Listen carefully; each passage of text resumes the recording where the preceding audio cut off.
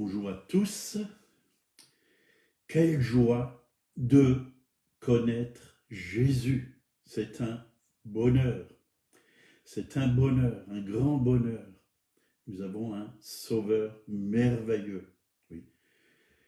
Et il nous aime tant et aussi nous l'aimons parce qu'il nous a aimés le premier. Voilà, vous êtes au trésor du ciel et nous allons commencer cette émission et ce matin, nous allons parler de la prière de la louange.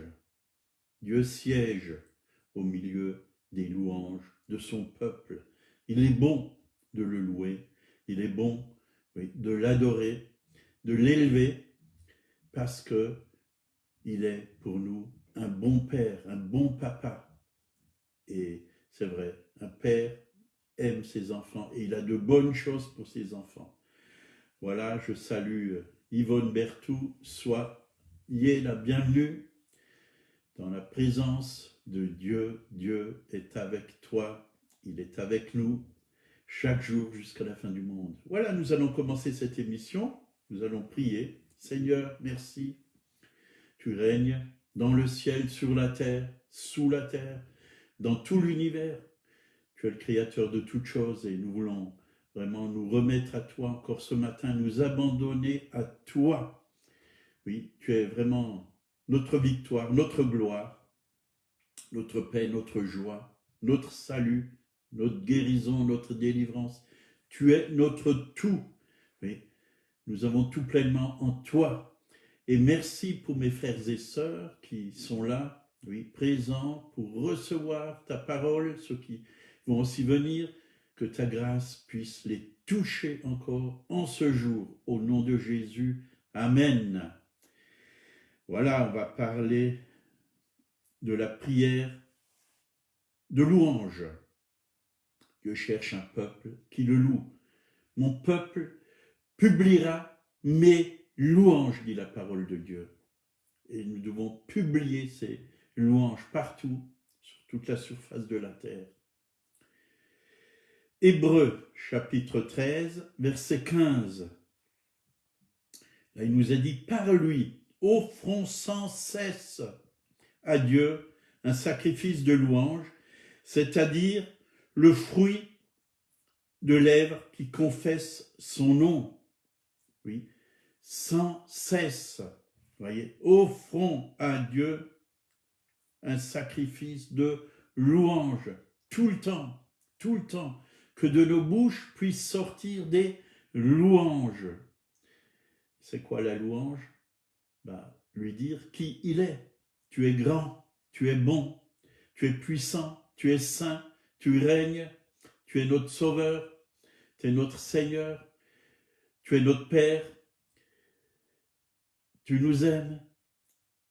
Et aussi, lui dire, je t'aime, je t'adore, je te bénis, je te loue, je te glorifie.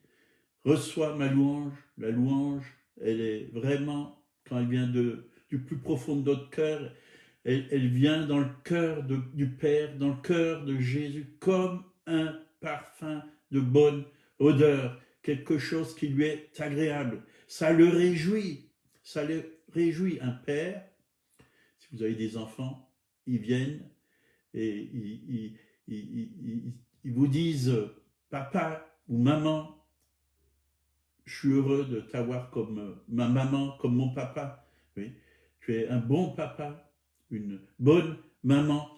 Ça fait du bien, oui, d'entendre ça. Parce qu'on sait que ces enfants ne se sentent pas rejetés ou abandonnés, mais acceptés, aimés. Et c'est ce qui se passe avec Dieu. On sait qu'il nous aime. On sait qu'il nous a acceptés au travers de son Fils Jésus. Il ne nous a pas simplement élus. Il ne nous a pas simplement choisis, mais il nous a élus. Élus. Nous sommes élus. Donc, on va relire ce passage. Par lui offrons sans cesse à Dieu un sacrifice de louange, c'est-à-dire le fruit qui confesse son nom. Dans l'Ancien Testament, donc il y avait les sacrifices d'animaux, c'était le sang des animaux qu'ils offraient pour le péché. Mais aujourd'hui, qu'est-ce que nous offrons à Dieu? Il fallait chaque année, avant, recommencer à faire des sacrifices pour couvrir les péchés. Mais ça n'enlevait pas les péchés. Mais aujourd'hui, Jésus, il y a 2000 ans, il s'est offert en sacrifice vivant, une fois pour toutes, pour tous les péchés du monde. On n'a plus besoin de faire des sacrifices de sang. Le sang de Jésus est suffisant. Il nous a lavés, il nous a purifiés, il nous a justifiés, nous avons été libérés, guéris dans ces meurtrissures.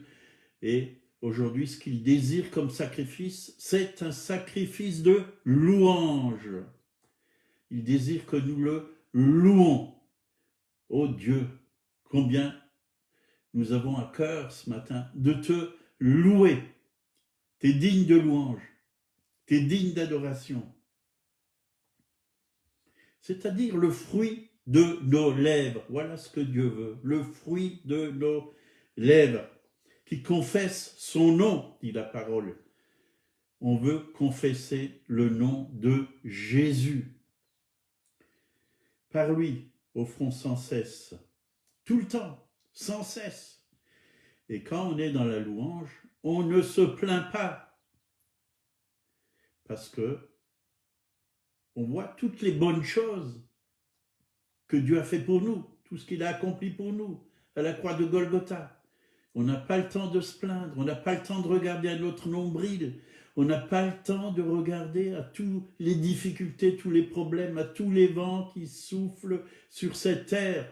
Oui, des vents de maladie, des vents de chômage, de tristesse, d'angoisse.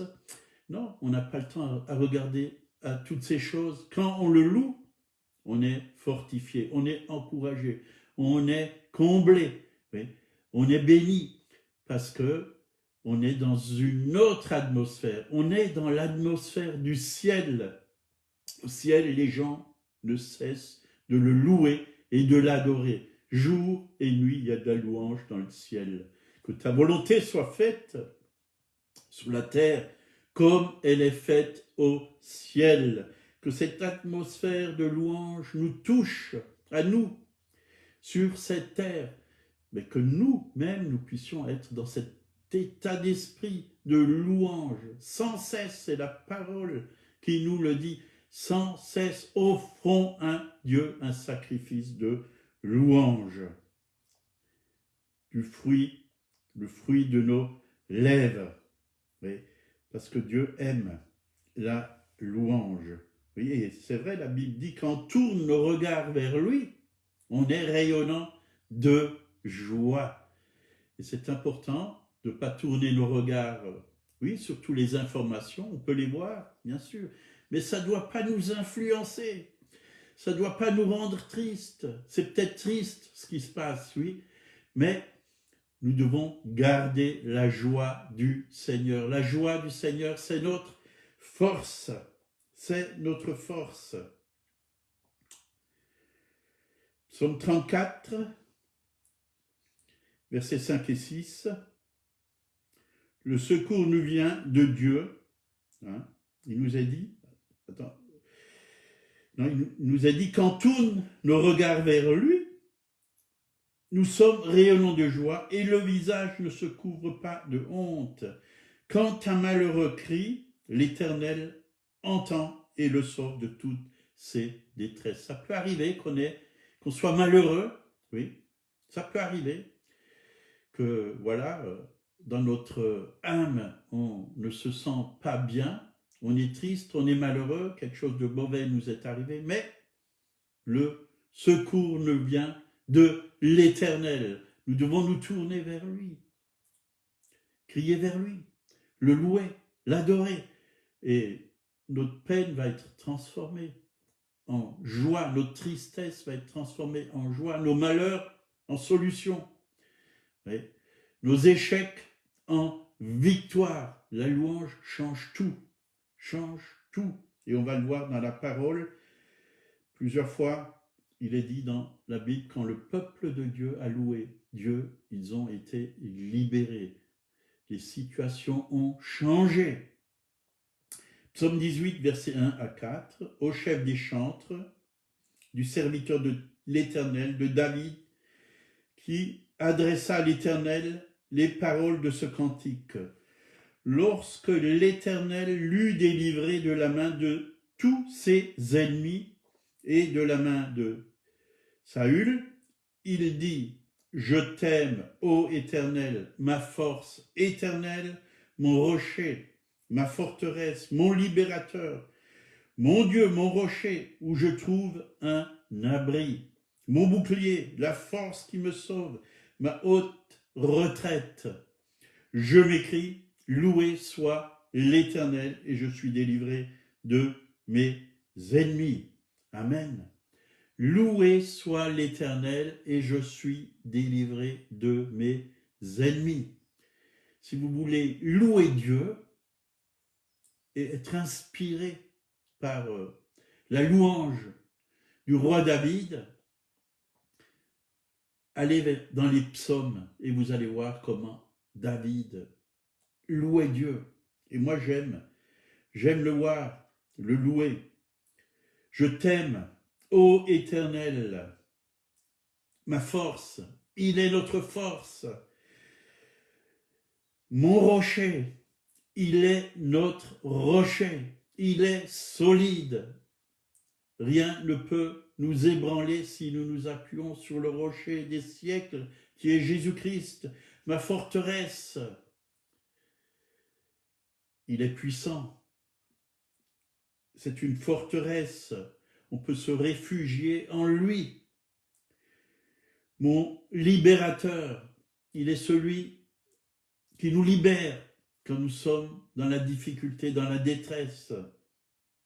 Mon Dieu, mon rocher, où je trouve un abri.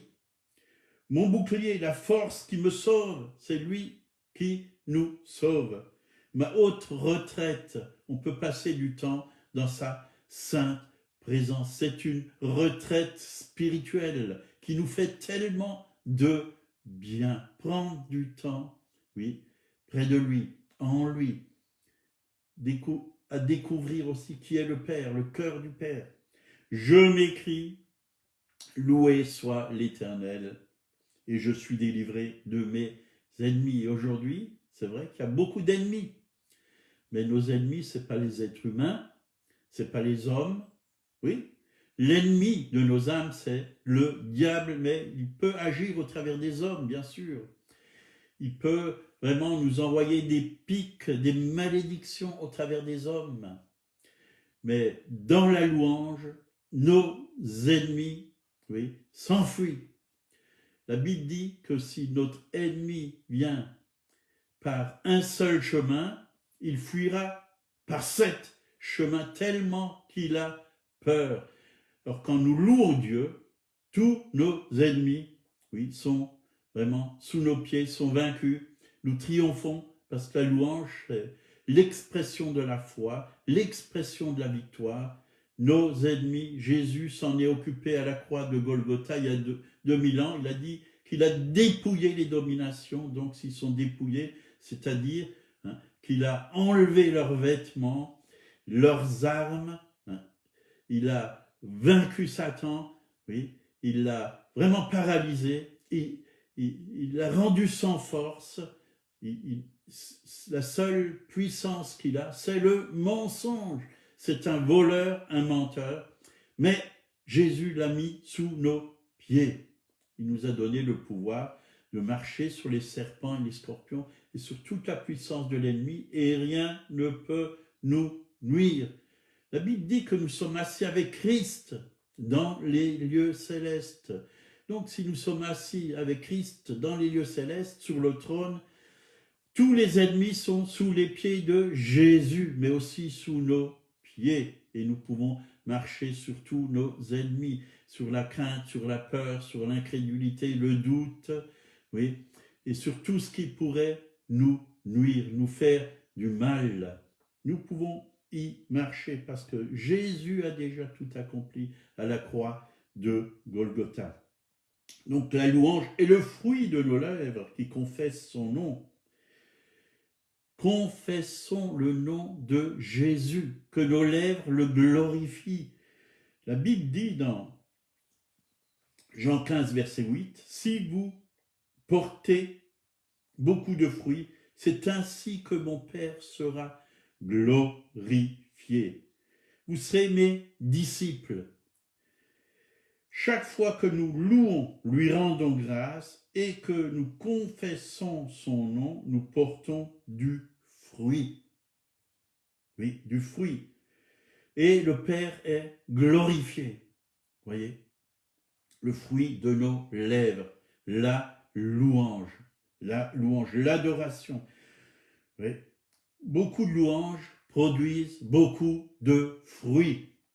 Je m'écris loué soit l'Éternel et je suis délivré de tous mes ennemis. Si vous êtes malade, déprimé, angoissé, proclamons le nom de Jésus-Christ.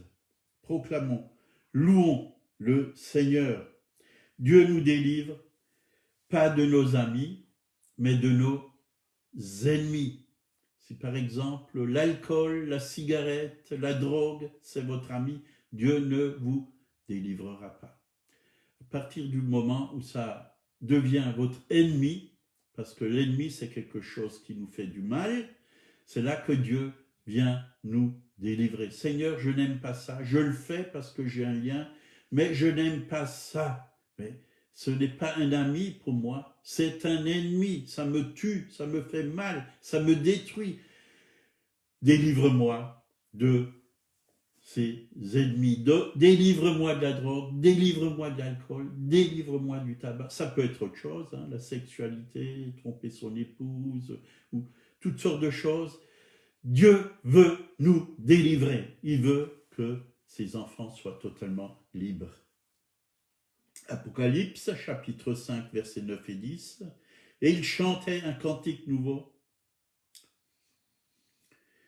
en disant, « Tu es digne de recevoir le livre et d'en ouvrir les sceaux, car tu as été immolé et tu as racheté pour Dieu par ton sang des hommes de toute tribu, de toute langue, de tout peuple et de toute nation.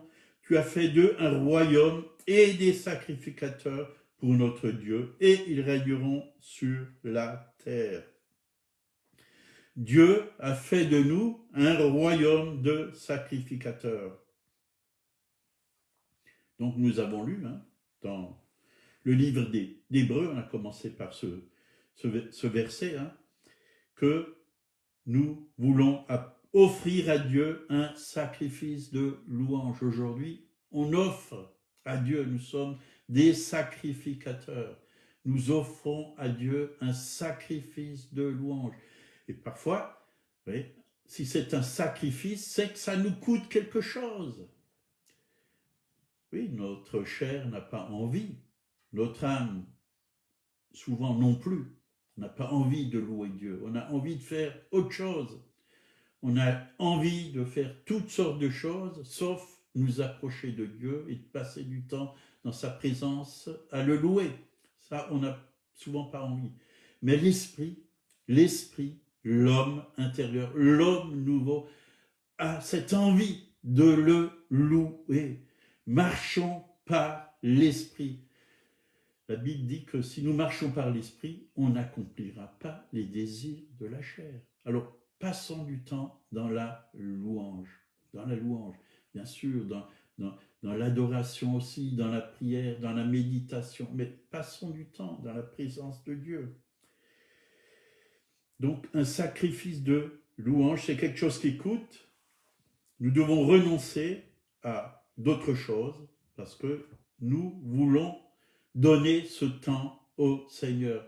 Mais la Bible nous dit de rester dans cet esprit, de louer sans cesse, rester toute la journée, et même quand on dort, je suis sûr et certain que notre esprit le loue, que notre esprit l'adore.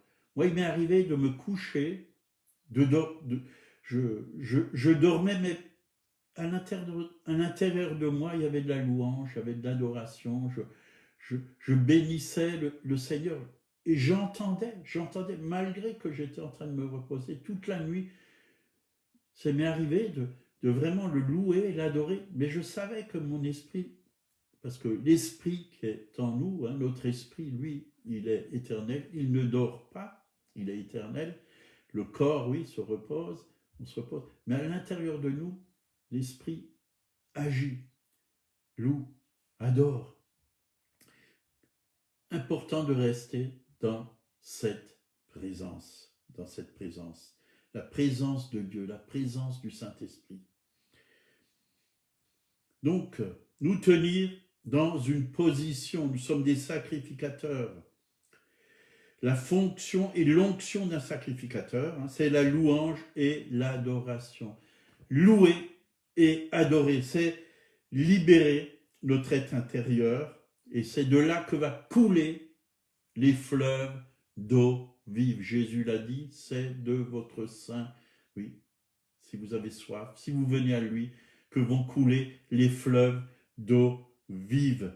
Et quand ces fleuves d'eau vive coulent, nous allons pouvoir vraiment vivre, oui, en régnant avec Jésus. Nous avons été créés pour régner. Et nous devons aussi utiliser notre autorité. Dieu nous a donné l'autorité. Si nous n'utilisons pas l'autorité que Dieu nous a donnée pour régner, le diable, lui qui n'a pas d'autorité, il va utiliser une autorité pour nous décourager. Lui qui n'a pas d'autorité va utiliser une autorité pour nous décourager. Ça sera le mensonge. Et si nous croyons à son mensonge, nous allons être défaits. Mais, gloire à Dieu, nous croyons en Jésus. Et lui, il est la vérité. La vérité est plus forte que le mensonge. La lumière est plus forte que les ténèbres.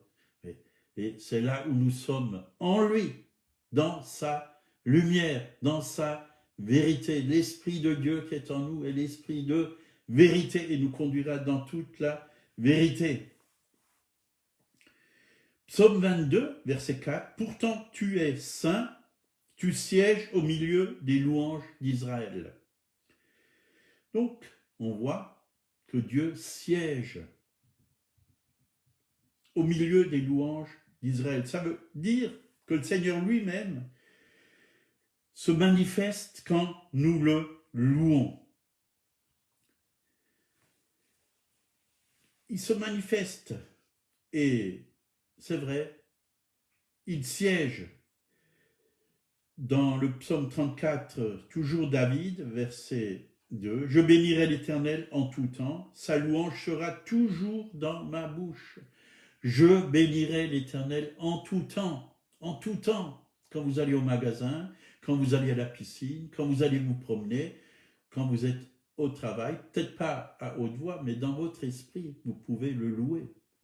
Vous regardez quelqu'un qui travaille avec vous et au fond de votre être, vous disiez « Seigneur, je bénis cette personne, fais-lui du bien. Je te loue parce que c'est toi qui l'as mis sur mon chemin, c'est toi qui l'as créé. Tu as... oui, ce désir de la sauver. Que ton nom soit béni, Seigneur. Garde-la, attire-la à toi. Louange à toi, parce que tu l'as mis à mes côtés, même si parfois c'est dur, même si parfois elle n'est pas très gentille avec moi. Je la bénis, Seigneur. Oui, fais-lui du bien. Donc le mot siège au milieu des louanges, c'est-à-dire habite, demeure, réside.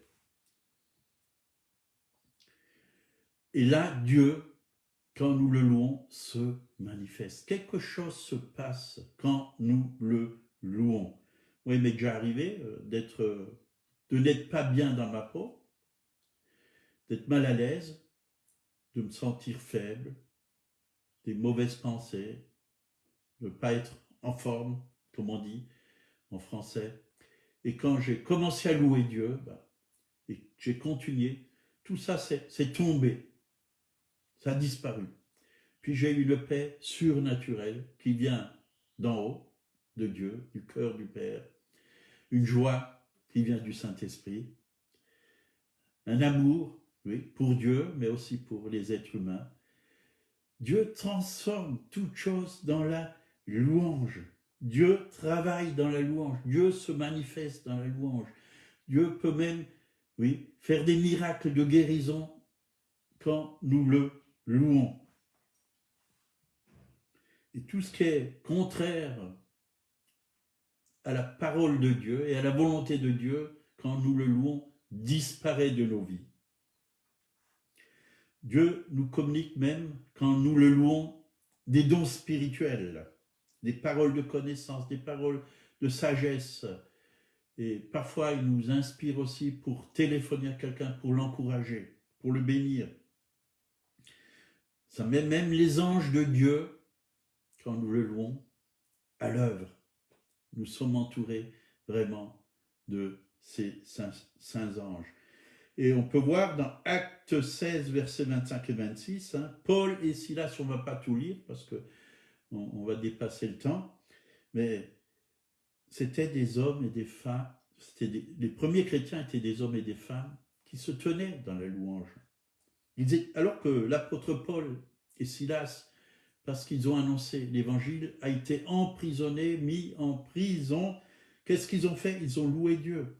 Alors, Actes 16, 25 et 26, vers le milieu de la nuit, Paul et Silas priaient et chantaient les louanges de Dieu. Priaient et chantaient les louanges de Dieu. Et les prisonniers les entendaient. Tout à coup, il se fit un grand tremblement de terre, en sorte que les fondements de la prison furent ébranlés. Au même instant, toutes les portes s'ouvrirent et les liens de tous les prisonniers furent rompus. Voyez, toutes les portes se sont ouvertes. Quand on loue Dieu, Dieu ouvre des portes. Et les liens, tous les liens des prisonniers ont été ôtés. Alléluia. Tout a été ébranlé. Tout a été ébranlé. Il y a eu un tremblement de terre. Vous voyez, Paul et Silas, ils étaient là, en prison. Ils ne se sont pas plaints, oui, d'être en prison. Ils n'ont pas dit, Seigneur, tu vois, maintenant, on a annoncé ton nom et à cause de ton nom, on se trouve en prison. Non, ils ont loué Dieu. Ils ont chanté des louanges, ils ont prié. Et Dieu a intervenu. Dieu a rompu tous les liens des prisonniers. Les portes sont ouvertes. Et même on voit que quelqu'un s'est donné au Seigneur et Paul a baptisé. Oui. Quelqu'un avec toute sa famille, dit la parole. Il y a eu miracle de conversion, délivrance, conversion. Alors, n'hésitons pas. Louez Dieu. S'il y a des liens, s'il y a des problèmes, s'il y a des portes fermées dans votre vie, vous désirez que Dieu ouvre les portes, ne vous plaignez pas, mais louez Dieu. La Bible dit, tout est accompli. Si vous êtes malade, dans ces meurtrissures, vous avez été guéri. Ne vous plaignez pas pour vos maladies, mais dites, Seigneur, je te loue, parce que tu as tout accompli. Tu as porté mes péchés, mais aussi mes maladies à la croix de Golgotha. Dans tes meurtrissures, je suis guéri. Je te loue, je te bénis, parce que c'est fait. C'est quelque chose de fait. La louange, c'est l'expression de la foi. C'est l'expression de la foi. Quand on loue Dieu, on prend, on reçoit ce que Dieu a déjà accompli au travers de son Fils Jésus sur la croix de Golgotha. Dieu libère encore aujourd'hui. Et exprimez tout simplement votre louange. Ne vous plaignez pas, mais remerciez-le. Remerciez-le. Je te remercie. Tu m'as guéri, tu m'as libéré. Tu as pourvu pour du travail si je n'ai pas de travail. Tu as pourvu pour ma santé. Tu as pourvu pour le salut de mes enfants. Tu as pourvu pour ci, pour ça. Ne soyez pas des hommes et des femmes qui se plaignent, mais recevez au travers de la louange et de l'adoration. Parce que Dieu habite dans la louange et il se manifeste. Il est capable de faire encore aujourd'hui des signes, des prodiges, des miracles, des choses qui nous dépassent. Amen. On s'arrête là. Seigneur, que ta main puissante, la main du Saint-Esprit soit sous mes frères et sous mes sœurs. Tu travailles dans leur vie, dans leur cœur, pour qu'ils puissent te louer, t'adorer, te bénir partout, comme David le faisait, comme l'apôtre Paul et Silas, et comme beaucoup l'ont fait, Seigneur. Oui. Apprends-nous, moi-même, apprends-moi à rester dans cet esprit, Seigneur, oui, de louange et d'adoration. Tu es merveilleux, tu es bon, nous t'aimons, nous bénissons ton nom, nous te louons, t'adorons pour ta grandeur, ta puissance, ta gloire. Alléluia. Amen. Voilà, passez une bonne journée. Si quelqu'un ne connaît pas le Jésus que j'ai parlé dans ce live, ce Jésus qui vous aime tant, qui a donné sa vie, que le Père a envoyé il y a 2000 ans pour sauver les hommes, sachez que il a versé son sang pour vous laver de toutes vos fautes. Et il veut pardonner tous vos péchés. Son sacrifice suffit, son sang suffit pour vous purifier, pour vous donner un cœur nouveau, une vie nouvelle, pour faire de vous une nouvelle création. Acceptez-le simplement comme votre sauveur personnel, invitez-le, demandez-lui de se révéler à vous, et il va le faire, et votre vie va être transformée. Voilà, passez une très bonne journée, et on se revoit demain matin à 8 heures. Dieu vous garde.